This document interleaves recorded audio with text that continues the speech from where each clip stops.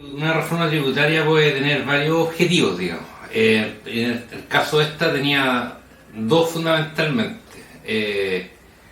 y que uno tiene que ver con un tema redistributivo, digamos. O sea, son las reformas tributarias o la estructura tributaria en realidad de un país la que de alguna manera permite redistribuir recursos, de manera que, por ejemplo, quienes tienen más riqueza, más capital, etcétera, den más dinero y por lo tanto quienes no lo tienen puedan recibir beneficios del Estado, subsidios, servicios variados, el desarrollo de derechos, etc. Y lo otro, claro, también es cuando se estima que hay una necesidad de incrementar la estructura del gasto público. También entonces es necesario una reforma tributaria, o al revés, si alguien considera que se está gastando demasiado, una reforma tributaria también puede tener el objetivo de recaudar menos dinero, digamos, agilizar trámites, etc. En el caso la idea evidentemente era recaudar más dinero, digamos, de 3 a 4 puntos del PIB, fundamentalmente.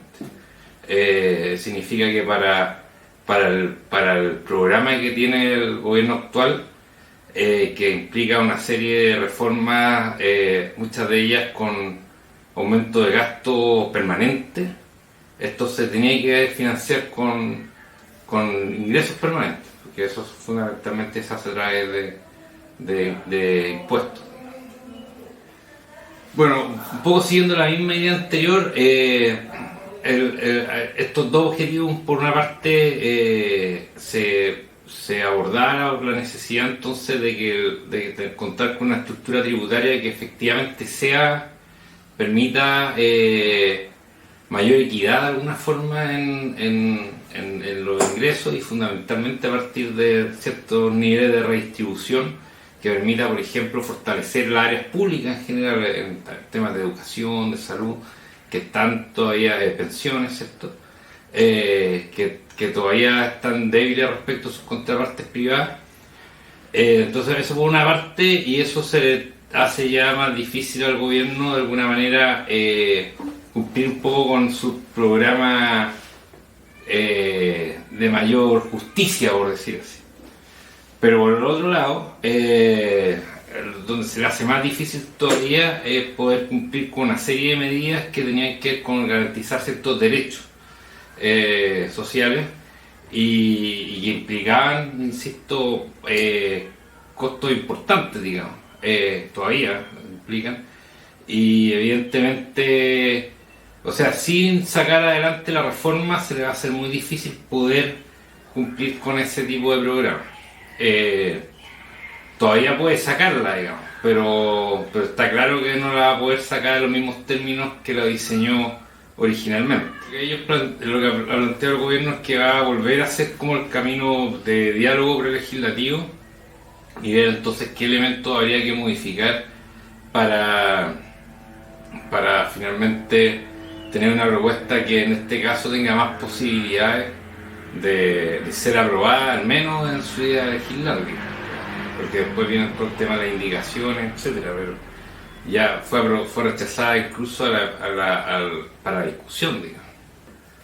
Yo creo que para el gobierno se le vuelve complejo porque va a tener que, para poder, con la forma que tiene el Congreso actualmente, digamos, el respaldo que tiene actualmente una reforma de este tipo, para poder sacar una reforma así, va a tener que ceder en muchos aspectos. O sea, muchos de los elementos que consideraba clave, particularmente, creo yo, en términos de redistribución, de grabar, de eliminar exenciones, de grabar, digamos, a los altos patrimonios, etcétera, eso muy posiblemente va a tener que ir cediéndolo, y en lugar de recaudar 3-4 puntos del PIB va a tener que contentarse con recaudar 1 o 2, digamos. O sea, en el corto plazo lo hay porque hay ingresos que quizás no están, o sea, que son sorpresivos. Por ejemplo, los del litio que han sido sorpresivos los últimos 2-3 años, respecto incluso están aportando el fisco más que Codelco, por ejemplo. las empresas de litio. Pero eh, el tema es que, claro, no sabemos según cuánto va a durar. Entonces, de alguna manera, lo que es importante es contar con ingresos que puedan ser permanentes en el tiempo. Y eso es lo que no hay muchas alternativas diferentes de una reforma tributaria. Incluso si uno dijera que es lo que dicen como los oponentes a una reforma de este tipo, que no sé, con crecimiento se puede llegar a recaudar más o menos similar, etcétera, pero el crecimiento también depende de una serie de factores que tú no puedes controlar, digamos. La situación internacional, hoy día vemos que hoy día mismo, digamos, el tema del sector financiero está súper complejo, digamos. Puede haber una nueva crisis financiera dentro de poco. Los problemas geopolíticos, etcétera. Entonces el crecimiento tiene también mucho que ver con eso. Entonces gastos así específicos beneficios específicos a partir de cosas como el litio o el aumento del precio del cobre, no se puede contar con eso. Crecimiento exclusivamente tampoco se puede contar con eso. Lo que plantea esta reforma también es una serie de elementos que tenían como intención reforzar el sistema productivo, por ejemplo, en el sentido de que, claro, tú si das como un salto en la medida de agregación de valor y una serie de otras cosas, tú puedes pensar que en el futuro vas a contar con una base también de tributación más sólida, digamos, independiente de la reforma o no. Pero para eso hay que hacer una inversión hoy día, y esa inversión no se va a hacer si es que no existen los recursos, digamos. Entonces, yo creo que un poco el gobierno va a tener que insistir en una reforma tributaria menos ambiciosa posiblemente, donde va a tener que ceder algunos aspectos que consideran principios claves, pero que de todo modo le va a permitir contar con ciertos recursos para poder implementar su programa, digamos. Bueno, incluía también un sistema de rentas regionales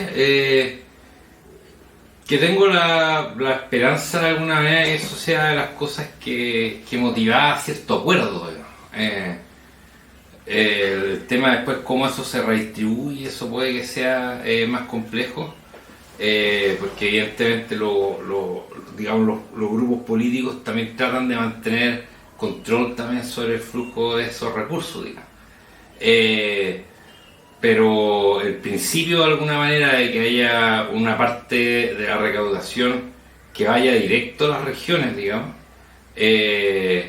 yo creo que eso más o menos es una de las cosas que se van a salvar. Yo creo que finalmente el área más redistributiva en términos de ingresos y patrimonio, de capital y trabajo, es donde ha habido claramente ciertas posturas ideológicas a lo largo del tiempo, y esas son las que chocan en este tipo de reformas, digamos. Ciertos grupos empresariales, etcétera, movilizan ciertos